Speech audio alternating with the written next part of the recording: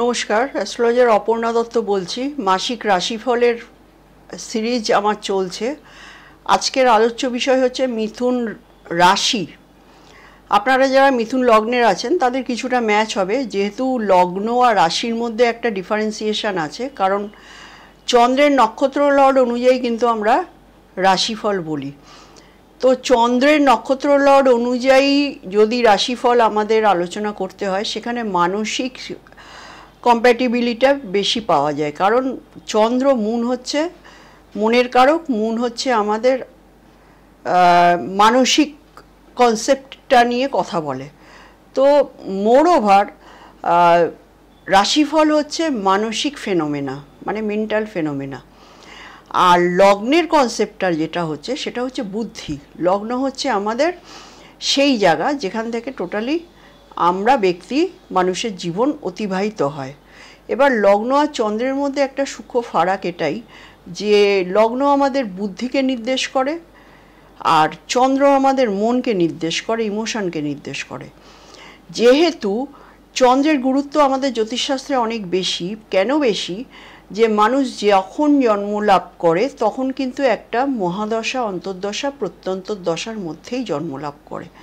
আর এই দশা সিস্টেম, বিংশোত্তরীয় দশা সিস্টেমটা চলে কিন্তু চন্দ্রের নক্ষত্র লর্ড বেস করে। দেখুন, চন্দ্রও জলতত্ত্ব, নক্ষত্রও জলতত্ত্ব, আর জলতত্ত্ব মানে হচ্ছে ইমোশনের ইন্ডিকেটার। তো এই যে রাশিফলের সিরিজ আমার চলছে, এখানে মাথায় রাখবেন যত না আপনার বুদ্ধি, বিবেক, কর্মদক্ষতা যত না আপনার এর সঙ্গে যুক্ত, তার থেকে বেশি যুক্ত মেন্টাল স্টেবিলিটি বা মানসিক কন্ডিশন। তো সেক্ষেত্রে আমার আজকের আলোচ্য বিষয় হচ্ছে মিথুন রাশি। দেখুন, মিথুন রাশির জুন মাস, মে মাসে আপনারা নিশ্চয়ই জানেন, এতদিন মে মাসে দুটো গ্রহের মেজর দুটো প্ল্যানেট, যেটার উপর আমাদের প্রেডিকশন 80% গোচরের প্রেডিকশনটা ডিপেন্ড করে, সেটা হচ্ছে রাহু, কেতু এবং বৃহস্পতি, শনি। তো এখানে কেন 80% বলছি সেটা নিয়েও আমি আলোচনা করব। এই রাহু, কেতু আর বৃহস্পতি, রাহু কেতু তো একটা অ্যাক্সিস, নোডাল অ্যাক্সিস, তাই এদের আর আলাদা করে বলার কিছু নেই। রাহু ট্রানজিট মানে কেতুরও ট্রানজিট। তো রাহু কেতুর ট্রানজিট মে মাসে 18 তারিখে ঘটে গেছে, আর বৃহস্পতির ট্রানজিট মে মাসের 14 তারিখে মিথুন রাশিতে এসছে। সুতরাং সবথেকে শুভ প্ল্যানেট অ্যাজ পার বৈদিক অ্যাস্ট্রোলজি, বৃহস্পতি যখন লগ্নে চলে আসে, শাস্ত্র বলছে লগ্নে খুব একটা পজিটিভ নয়, কিন্তু আমার নিজস্ব অবজারভেশন এবং আমার যারা গুরু আছেন তাদের কাছ থেকে আমি যে শিক্ষাটা পেয়েছি, সেখানে দেখেছি লগ্নে বৃহস্পতি মানে মানুষকে একটা স্বস্তির বাতাবরণ দেয়। এতদিন মিথুন রাশির মানুষেরা যে অস্বস্তিতে ছিলেন, 12 হাউসে জুপিটারের ট্রানজিট ছিল, তার থেকে তারা একটু রেহাই পাবেন, একটা ফ্রেশ এয়ার যেন তাদের লাইফে আসবে 1 বছরের জন্য। কিন্তু একটা কথা মাথায় রাখবেন যে এই যে জুন মাসের রাশিফল আমি বলছি, মে মাসের 18 তারিখে বৃহস্পতি ঢুকেছে মিথুনের ঘরে এবং অতিচারী অবস্থাতে এ কিন্তু আবার অক্টোবর মাসে বেরিয়ে যাবে। অক্টোবরের 17-18 তারিখে বেরিয়ে গিয়ে ও কিন্তু কর্কট রাশির ঘরে চলে যাবে। কর্কট রাশির ঘরে 2 মাস থাকার পর আবার ব্যাক করে কিন্তু ও মিথুন রাশির ঘরে আসবে। সুতরাং এটা আপনাকে মাথায় রাখতে হবে যে টোটালি 2025 টু 2020 টু 2031 এটা টোটালটাই হচ্ছে বৃহস্পতির একটা অতিচারিতার গল্প। সুতরাং বৃহস্পতির মতো প্ল্যানেট যখন অতিচারী হয়, অনেক কিছু, অনেক পৃথিবীর বুকে একটা রেভলিউশন। বৃহস্পতি আমাদের কি নলেজের কারক, বৃহস্পতিকে গুরু, বৃহস্পতি হচ্ছে উইজডমের কারক, বৃহস্পতি সন্তানের কারক, বৃহস্পতি অর্থের কারক, বৃহস্পতি আপনার প্রসপারিটির কারক। সুতরাং এরকম একটা প্ল্যানেটের ট্রানজিশন সবসময় কিন্তু মানুষের জীবনে ভীষণ উঠাপাটাক নিয়ে আসে।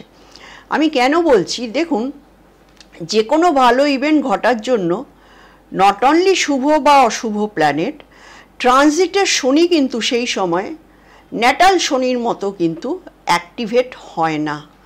কারণ কোনো একটা লাইফের ইভেন্ট, মেজর ইভেন্ট, বিয়ে, সন্তানের জন্ম বা অ্যাক্সিডেন্ট বা হসপিটালাইজেশন বা বিদেশ যাত্রা বা কোনো বড়সড় ক্ষতি, এই সমস্ত বিষয়ই কিন্তু শনি এবং বৃহস্পতির ট্রানজিট আমাদের দেখতে হয়।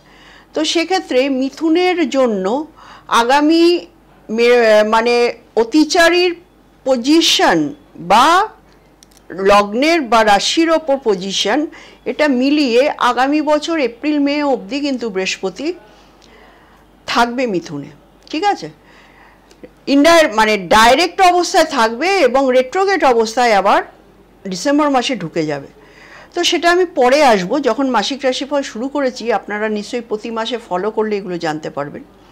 তো বৃহস্পতি কিন্তু আপনার জুন মাসে মৃগশিরা নক্ষত্র দিয়ে কিন্তু সে প্রবেশ করলো লগ্নে।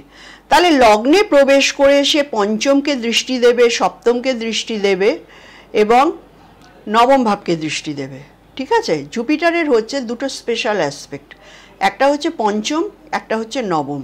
এবং পঞ্চমের যে দৃষ্টি এবং নবমের যে দৃষ্টি, জুপিটারের দৃষ্টিতে, গুরুর দৃষ্টিতে অমৃত আছে, এটা পরাশর মুনি বলেছেন। আমরা বাস্তব জীবনে এটাও দেখতে পাই যে জুপিটার যে ঘরে দৃষ্টি দেয় সেই ঘরটা কিন্তু আপনার অনেক আন্ডার কন্ট্রোলে থাকে এবং সেই ঘরের কিন্তু বেনিফিশিয়াল জায়গাটা কিন্তু আপনি সেই সময়ের মধ্যে উপভোগ করবেন। তো এখানে মিথুনের জন্য দেখুন, আপনার চার্টে, আপনার ন্যাটাল চার্টে মেবি জুপিটারের ফিফথ অ্যাসপেক্টের জায়গায় হয়তো দুটো তিনটে প্ল্যানেট আছে বা প্ল্যানেট নেই, সেটার ইন্টারপ্রিটেশন কিন্তু চেঞ্জ হয়ে যাবে। আমি ওভারঅল বৃহস্পতির পঞ্চমে যে দৃষ্টি, এই জায়গাটা নিয়ে আমি ইন্টারপ্রিটেশন করছি। বৃহস্পতি যখন লগ্নে আসে এবং লগ্নর লর্ডটাকে, লগ্ন হচ্ছে বুধ, সুতরাং এখানে কিন্তু যেহেতু দেবগুরু বৃহস্পতি, সেহেতু আমরা বলছি বেনিফিক, বাট বৃহস্পতি কিন্তু বুধের ঘরে আসছে। বুধটা হচ্ছে বৃহস্পতির পরম শত্রু। পরবর্তী সময়ে বৃহস্পতি কিন্তু বুধকে মেনে নিয়েছিল বুধের ইন্টেলিজেন্সি দেখে, বাট এখানে কিন্তু জোডিয়াকে থার্ড হাউস, এটা মাথায় রাখবেন, জোডিয়াকের তৃতীয় ভাব মিথুন রাশির ঘর, জোডিয়াক মানে কালপুরুষ কুণ্ডলী। তো তৃতীয় ভাবে জুপিটারের অবস্থান, একে বৈদিক অ্যাস্ট্রোলজিতে বলা হয় মরণকরণ স্থান। মানে মরণকরণ স্থান বলতে জুপিটার কিন্তু ফুললি এক্সপোজ করতে পারে না নিজেকে, কারণ থার্ড হাউস হচ্ছে স্ট্রাগলের জায়গা। কালপুরুষ কুণ্ডলীর মিথুন রাশির ঘর হচ্ছে তৃতীয় ভাব, সেটা হচ্ছে স্ট্রাগলের এরিয়া। সেই স্ট্রাগলের এরিয়ায় গুরু গিয়ে কি করবে? গুরু তো আর লেবার শ্রেণীর মানুষ নয়, গুরু হচ্ছে গুরু। সুতরাং এখানে গুরু কিন্তু তার নলেজ, তার উইজডম, তার সমস্ত কিছু, প্রসপারিটি, সব কিছু ভুলে যায়। এবং বুধের ঘর, বুধ কন্ট্রোল করছে। বুধকে কাম ত্রিকোণের বুধ, জেমিনাই সাইন। জেমিনাইয়ের সিম্বলটা কি? একটা নারী আর পুরুষ, দুটো মুখ। সুতরাং এখানে বৃহস্পতি কিন্তু সম্পূর্ণ বেমানান পরিস্থিতিতে থাকবেন। সুতরাং আপনাদের এটা মাথায় রাখতে হবে, লগ্নে বৃহস্পতি অবভিয়াসলি গুড ট্রানজিশন, কিন্তু বৃহস্পতি রয়েছে মিথুনের ঘরে। মিথুন হচ্ছে মৈথুন, মানে আপনার কামত্রিকোণের প্রথম হাউস। সুতরাং এখানে বৃহস্পতি নিজের উইজডম, নিজের নলেজ, নিজের প্রসপারিটি কতটা উনি দান করতে পারবেন, সেটা কিন্তু একটা বড় প্রশ্নচিহ্ন। সুতরাং যেটা বলা হয়, লগ্নে যখন জুপিটার বসে, জুপিটারের মতো একটা ভারী প্ল্যানেট, সে কিনা মিথুনের 7th লর্ড এবং মিথুনের 10th লর্ড। তো 7th লর্ড অবভিয়াসলি সেটা স্পাউসের জায়গা। সুতরাং স্পাউস সরাসরি আপনার মাথায় এসে চড়ে বসবে এবং স্ট্যাটাসের ঘর, দশম ভাব, কর্মের ঘর, সিম্বলের ঘর, আপনার ফেমের ঘর, আপনার কর্মের জায়গা। হ্যাঁ, সুতরাং একটা প্রেশার কিন্তু থাকবে। কিভাবে থাকবে? এটা আপনার ফ্যামিলি লাইফের একটা প্রেশার থাকবে এবং আপনার নিজস্ব কর্মেরও একটা প্রেশার থাকবে। এবং জুপিটার ঢুকছে মৃগশিরা নক্ষত্রে। মৃগশিরা নক্ষত্রে কিন্তু জুপিটার খুব একটা অসপিসিয়াস রেজাল্ট দিতে পারে না, এটা আমার অবজারভেশন এবং এটা শাস্ত্রেও আছে। কারণ মৃগশিরার যে লর্ড মঙ্গল, সে কিন্তু জুন মাসে কর্কট রাশির ঘরে নিচস্থ অবস্থায় থাকবে। সুতরাং কোনোভাবেই বৃহস্পতি কিন্তু বেনিফিশিয়াল রেজাল্ট কিন্তু মৃগশিরা দিতে পারবে না, কারণ বৃহস্পতি যতদিন মৃগশিরায় থাকবে ততদিন কিন্তু মোরওভার মঙ্গল কিন্তু সেকেন্ড হাউস পেরিয়ে মিথুনের থার্ডে চলে আসবে। যখন মঙ্গল তৃতীয়ভাবে আসবে, মানে বৃহস্পতির নক্ষত্র লর্ড, তখন কিন্তু বৃহস্পতি আপনাকে কিছুটা হলেও স্বস্তি দেবে। যে চাপ, বৃহস্পতি কি করে, বৃহস্পতির ট্রেডটা কি অ্যাজ পার বৈদিক অ্যাস্ট্রোলজি? বৃহস্পতি হচ্ছে যে জায়গায় বসে সেই জায়গায় স্থানহানি করে, যে জায়গায় দৃষ্টি দেয় সেই জায়গায় অমৃত বর্ষায়। তো সুতরাং লগ্নে বৃহস্পতি মানে, আমি কিন্তু তখন আপনাকে বলবো যে সপ্তমের লর্ড যেহেতু বৃহস্পতি, সেহেতু কিন্তু মারকের লর্ড আপনার মাথায় এসে বসে রয়েছে। তো এক্ষেত্রে কিন্তু আপনার হেলথ ইস্যু আসবে এবং লিভার ফাংশনের ইস্যু আসবে। যারা ধরুন সুগারের প্রবলেমে ভুগছেন, তাদের কিন্তু সুগার নিয়ে একটু উলটপালট কিছু হবে, ঠিক আছে? এছাড়া কিন্তু স্ট্যাটাস নিয়ে আপনাদের একটা প্রেশার থাকবে, কর্মের একটা প্রেশার থাকবে। অল ওভার আমি যেটা দেখতে পাচ্ছি, জুন মাসে কিন্তু বৃহস্পতির এই ট্রানজিশন নিয়ে কথা বললাম, যেহেতু লগ্ন, যেহেতু শরীর, সেহেতু কিন্তু আমরা লগ্নটাকেই দেখব। এবং এখানে যেহেতু প্ল্যানেট জুপিটার বসে আছে, সেহেতু কিন্তু আমি বলবো একটা বিশাল প্রেশারের মধ্যে মিথুন রাশির জাতক জাতিকারা কিন্তু ভুগবেন। দেখুন আরও একটা জায়গা, সেটা হচ্ছে রবির অবস্থান। রবি হচ্ছে আমাদের আত্মার কারক, সোল সিগনিফিকেটার, এবং আমাদের ফার্স্ট হাউসের লর্ড বলা হয়, কারক প্ল্যানেট বলা হয়, শরীরের কারক প্ল্যানেট বলা হয়, আত্মার কারক প্ল্যানেট বলা হয়। সেই রবি, যার লাইটে কিন্তু আমরা উদ্ভাসিত হই, সেই রবি কিন্তু তার মিথুনের জুন মাসে দ্বাদশভাবে অবস্থান করছে। দ্বাদশভাবে অবস্থান করাতে রবি হচ্ছে আপনার থার্ড লর্ড, মিথুনের থার্ড লর্ড। সুতরাং আপনার যে কারেজ, আপনার যে কনফিডেন্স, আপনার কর্মের একাগ্রতা, ঠিক আছে, সেই জায়গাটায় কিন্তু একটা ল্যাক অফ ইন্টারেস্ট কিন্তু দেখা যাচ্ছে। এবং এবং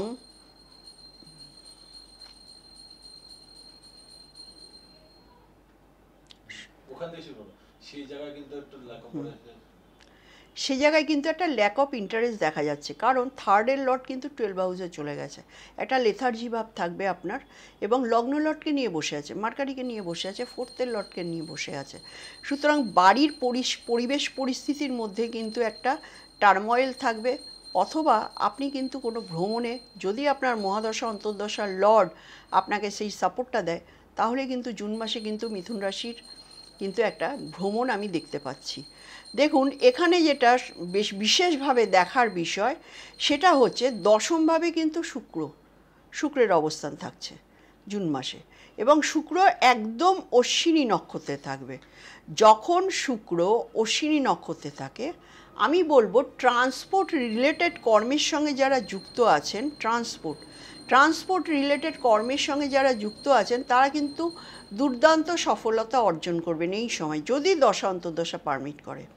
বারে বারে এই কথাটা বলছি এই কারণে, কারণ এটা পয়েন্ট টু বি নোটেড। কারণ আমি আমার মতো বলে গেলাম ট্রানজিট দেখে, বাট আপনার মিলল না, তখন আপনি দেখবেন আপনার দশা অন্তর্দশাটা সেই প্ল্যানেটের চলছে কি না, ঠিক আছে? দশমে কিন্তু শুক্রের অবস্থান, এবং দশমে শুক্র কি করছে, অশ্বিনী নক্ষত্র। অশ্বিনী মানে ট্রান্সপোর্ট, আর শুক্র মানে কি, শুক্র মানে হচ্ছে আপনার অয়েল। শুক্র হচ্ছে কি, জলতত্ত্বের একটা প্ল্যানেট। শুক্র হচ্ছে ভেহিকেলের কারক, এবং যে ভেহিকেল অয়েল দ্বারা নিয়ন্ত্রিত, এবং অশ্বিনী নক্ষত্র হচ্ছে আপনার ট্রান্সপোর্টের সিগনিফিকেটার। ট্রান্সপোর্ট রিলেটেড কাজের সঙ্গে যারা যুক্ত, তাদের কিন্তু এই সময় খুব ভালো একটা ফিডব্যাক আসবে। এবার দেখুন নবমভাবে কিন্তু শনি বসে আছে, রাশির নবমভাবে শনি, এবং শনি দৃষ্টি দিচ্ছে একাদশে, থার্ড অ্যাসপেক্ট। শনি পঞ্চমভাবে দৃষ্টি দিচ্ছে, এবং শনি আপনার ষষ্ঠভাবে দৃষ্টি দিচ্ছে। শনির এই যে অবস্থান, সেটা আপনার প্রাপ্তির জায়গায় কিন্তু স্ট্রাগল আনছে। শনি কিন্তু একাদশভাবে তার থার্ড অ্যাসপেক্ট দিচ্ছে, স্ট্রাগলের অ্যাসপেক্ট দিচ্ছে, এবং কার উপর দিচ্ছে, রবির ওপর দিচ্ছে। আপনার কনফিডেন্সের জায়গাটা কিন্তু শনি ব্রেক করছে। কখনো কখনো এই সময়ের মধ্যে, জুন মাসের মধ্যে, আপনার মনে হবে যে কনফিডেন্স লেভেলটা একদম তলানিতে গিয়ে ঠেকেছে, কারণ শনি কিন্তু নট অনলি রবিকে দৃষ্টি দিচ্ছে, শনি কিন্তু বুধকেও দৃষ্টি দিচ্ছে। এবং এখানে শনি হচ্ছে অষ্টমের লর্ড। অষ্টমের লর্ড নবমে বসে তৃতীয় দৃষ্টিতে আপনার তৃতীয় লর্ডকে দেখছে, এবং লগ্নেশ আর চতুর্থেশকে দেখছে। সুতরাং এখানে কিন্তু একটা বড় ধরনের বাড়িঘর চেঞ্জের কিন্তু একটা সিচুয়েশান কিন্তু তৈরি হবে মিথুনের জন্য।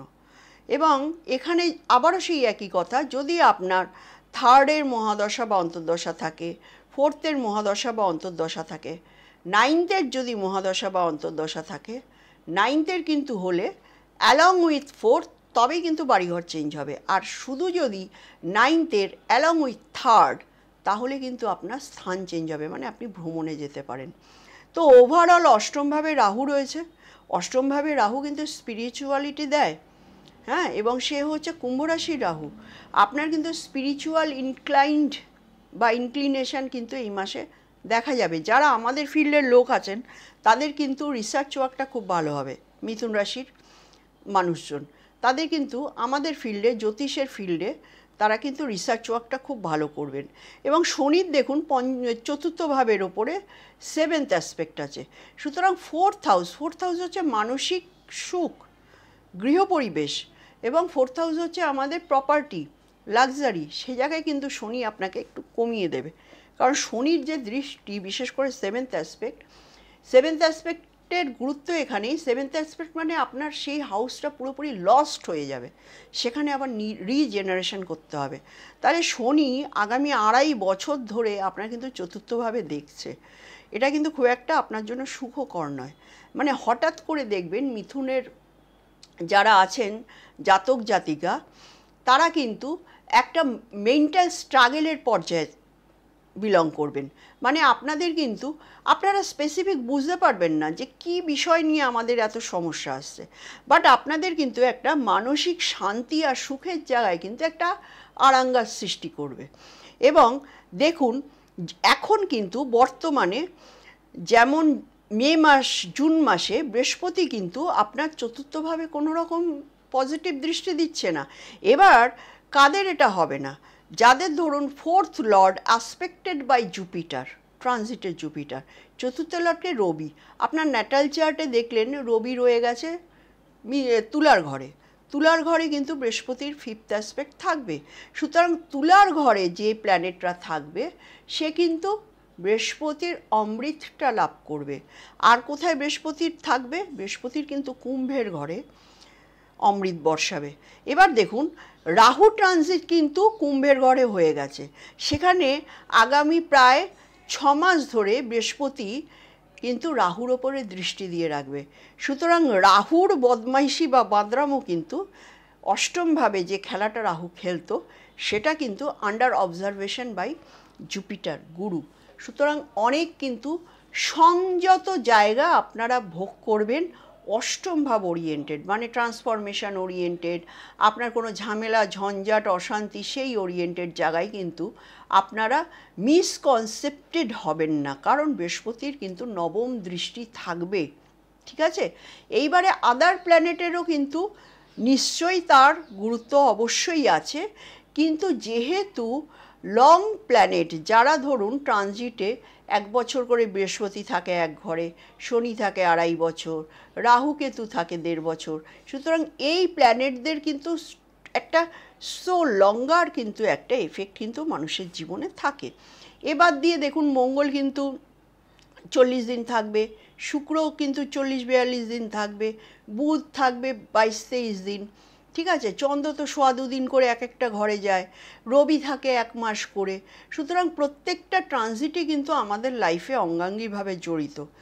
কোন হিসেবে জড়িত? আপনার দশা, অন্তর্দশা, প্রত্যন্তর্দশা, সূক্ষ্মদশা, প্রাণদশা, এই 5টা গ্রহ কিন্তু ট্রানজিটে কোথা দিয়ে যাচ্ছে এটাও কিন্তু ম্যান্ডেটারি।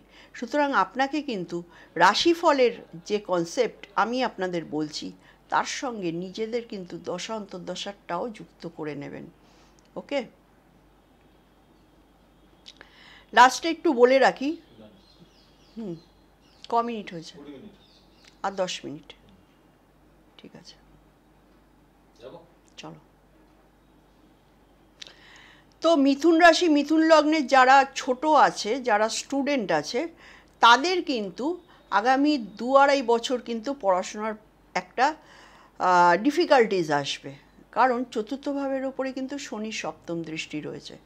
সুতরাং এখানে কিন্তু আপনাদের মানে ছোট বাচ্চাদের, যেমন ধরুন আমি বলবো আপ টু গ্র্যাজুয়েশন, এদের কিন্তু প্রচুর স্ট্রাগল দেখা যাচ্ছে। যদি স্ট্রাগল করতে পারেন তাহলে কিন্তু আপনাদের রেজাল্ট খুব একটা খারাপ হবে না। কারণ পঞ্চমভাবে বৃহস্পতির দৃষ্টি থাকবে, চতুর্থভাবে পঞ্চমভাবে যে জুপিটারের ফিফথ অ্যাসপেক্টটা থাকবে, এটা হচ্ছে খুব ভালো একটা অ্যাসপেক্ট। এটা হচ্ছে পূর্ব পুণ্য বা পূর্ব প্রোগ্রেশনের অ্যাসপেক্ট। আর শনির থাকছে চতুর্থভাবে সপ্তম দৃষ্টি। সুতরাং আপনাদের কিন্তু যদি আপনারা মানে যারা মিথুনের স্টুডেন্ট আছে তারা যদি খাটতে পারে তাহলে কিন্তু নিশ্চয়ই জুপিটারের একটা বড় প্রাপ্তি কিন্তু আপনাদের লাইফে ঘটবে। আর যেটা ডবল ট্রানজিট সূত্র আছে সেটা একটু বলে নিই। সপ্তমভাবে শনি আর বৃহস্পতির কিন্তু ডবল ট্রানজিট ঘটছে। সুতরাং সপ্তম ভাবটা কে? সপ্তম ভাব হচ্ছে আপনার বিজনেসের জায়গা, আপনার স্পাউসের জায়গা, আপনার ম্যারিটাল রিলেশনের জায়গা। আর সপ্তম ভাব হচ্ছে আউটার ওয়ার্ল্ডের জায়গা। মানে যারা ধরুন মিথুন রাশি বা মিথুন রাশির যারা জাতক জাতিকা আছেন তারা কিন্তু যারা রিসার্চ ওয়ার্কের সঙ্গে যুক্ত আছেন, কারণ নবমভাবেও কিন্তু বৃহস্পতির অ্যাসপেক্ট আছে, হায়ার এডুকেশন, এবং সেখানে রাহু বসে আছে। রাহু কিন্তু রিসার্চের কারক। Rahu one of the most researcher. সুতরাং রাহু যে জায়গায় বসে আছে এবং রাহু কার কার নক্ষত্রগুলোকে ক্রস করবে, জুপিটারের নক্ষত্র দিয়ে তো এন্ট্রি নিচ্ছে, ঠিক আছে, পূর্ব ভাদ্রপদা, এটাও কিন্তু নলেজেবল নক্ষত্র। তারপরে সে কোন নক্ষত্রে আসবে? শতভিসাও কিন্তু রিসার্চ। তারপরে আসবে ধনিষ্ঠা, সেটা হচ্ছে মঙ্গলের নক্ষত্র। সুতরাং এই যে জার্নিটা চলবে মিথুন রাশির অষ্টমভাবে রাহুর জার্নি, এই জার্নিটা কিন্তু আমার দৃষ্টিতে খুব একটা খারাপ না। অষ্টমভাবে রাহু ঢুকছে, এটা নিয়ে অনেকে একটা মিথ বা একটা নেগেটিভ ফেনোমেনা আপনাদের কাছে আসবে, মেসেজ আপনাদের কাছে আসবে। অষ্টমা রাহু কিন্তু মানুষকে ট্রান্সফরমেশন দেয় যদি সেটার ইউজ আপনারা ঠিকভাবে করতে পারেন এবং সেটা যদি আনএফ্লিক্টেড থাকে। অবশ্যই সেই রাহুকে শনি কেতু তো অপোজিটে থাকবেই, শনি অথবা মঙ্গলের দৃষ্টি মুক্ত হতে হবে। যদি আপনার দেখা গেল অষ্টমে রাহু, উল্টো দিকে আপনার ধরুন শনি বসে রয়েছে, দ্বিতীয়ভাবে সিংহ রাশির ঘরে শনি বসে রয়েছে অথবা মঙ্গল বসে রয়েছে, তাহলে কিন্তু এই রাহু আপনাকে সেই পজিটিভ রেজাল্টটা দিতে পারবে না। তো মিথুন রাশি বা মিথুনের যারা আছেন তাদের কিন্তু আমি খুব একটা খারাপ দেখছি না জুন মাসটা মোরওভার ঠিক আছে। সেকেন্ড হাউসের ওপরে চন্দ্র আর মঙ্গলের একটা কম্বিনেশন আছে। মঙ্গল হচ্ছে 5 আর 10-এর লর্ড, আর চন্দ্র হচ্ছে সেকেন্ডেরই লর্ড। সুতরাং এক্ষেত্রে 5 আর 10-এর লর্ড যখন দ্বিতীয়ভাবে চলে আসে তাহলে ফিফথ হাউস থেকে ইনকাম আসবে, 10th হাউস থেকে ইনকাম আসবে, হ্যাঁ। এবং সে বসে আছে কার সঙ্গে? চন্দ্রের সঙ্গে, দ্বিতীয় ভাবের লর্ডের সঙ্গে। সুতরাং অর্থনৈতিক জায়গাটা কিন্তু খুব একটা দেখছি না।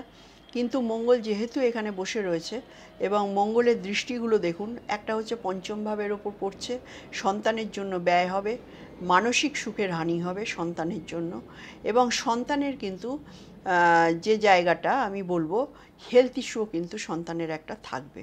আবার দেখুন মঙ্গল এখান থেকে দ্বিতীয় ভাব থেকে অষ্টম ভাবে কিন্তু মঙ্গলের একটা দৃষ্টি থাকবে।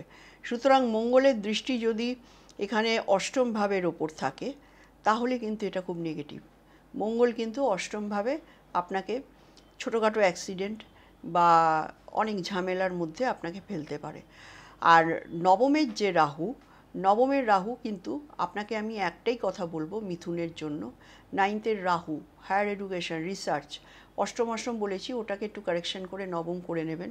নবম বলেই বলছি, নবমের রাহু কিন্তু আপনাকে হায়ার এডুকেশন এবং হায়ার রিসার্চে ইনভলভ করতে পারে। আর অষ্টমভাবে কিন্তু জুন মাসে কিন্তু মঙ্গলের একটা দৃষ্টি থাকছে, বি কেয়ারফুল। যাদের ন্যাটাল চার্টে অ্যাক্সিডেন্ট প্রমিস আছে তাদের কিন্তু মঙ্গলের অ্যাসপেক্টে, মঙ্গল যখন অষ্টমের উল্টো দিকে থাকে এবং আপনার অষ্টমে যদি মঙ্গলের পজিশান থাকে তাহলে কিন্তু যদি আপনার মঙ্গলের অন্তর্দশা বা প্রতিঅন্তর্দশা থাকে তাহলে কিন্তু বি কেয়ারফুল। জুন মাসটা কিন্তু আপনার জন্য সুখকর হবে না। অষ্টমে মঙ্গলের দৃষ্টি, নবমে রাহু এবং দশমে কিন্তু শনি, এই ট্রেড নিয়ে আপনাকে জুন মাসটা চলতে হবে। দশমে শনি আপনার থাকবে, এবং দশমে শনি মানে আপনার কর্মজীবনে কিন্তু শনির দশমে ট্রানজিটটা খুব নেগেটিভ। হ্যাঁ, শনি কিন্তু একমাত্র 3, 6, 11 এই তিনটে হাউসের ট্রানজিশন কিন্তু শনি গুড রেজাল্ট দেয়। দশমের ট্রানজিট যেটা হয় সেটা আপনার উপরে প্রচুর কর্মের প্রেশার থাকবে, এবং আপনি খানিকটা কীরকম হবেন, মানে আপনি নিজে ভিজুয়ালাইজ করতে পারবেন না যে আপনার এই জায়গায় ইনভেস্ট করলে ভালো হবে না এই জায়গায় বেশি খাটলে ভালো হবে। এই জায়গাটায় আপনি কিন্তু আগামী 2.5 বছরের জন্য কনফিউজ থাকবেন। দশমে শনি কিন্তু কণ্টক শনি বলা হয়। তো এক্ষেত্রে এইভাবেই চলতে হবে। আমি আজকে জুন মাসের প্রেডিকশান করলাম। আপনারা নিশ্চয়ই আমাকে জানাবেন যে কি হলো কি না হলো এবং কতটা মিলল। এটা আমার সঙ্গে শেয়ার অবশ্যই করবেন। শেয়ার করলে তাহলে আমি কিন্তু আপনাদের আরও নতুন কিছু দেবার আগ্রহ ফিল করব, এবং আমি নতুনভাবে আপনাদের আমার যেসব রিসার্চ হওয়ার কাছে আপনাদের সামনে তুলে ধরব। ধন্যবাদ।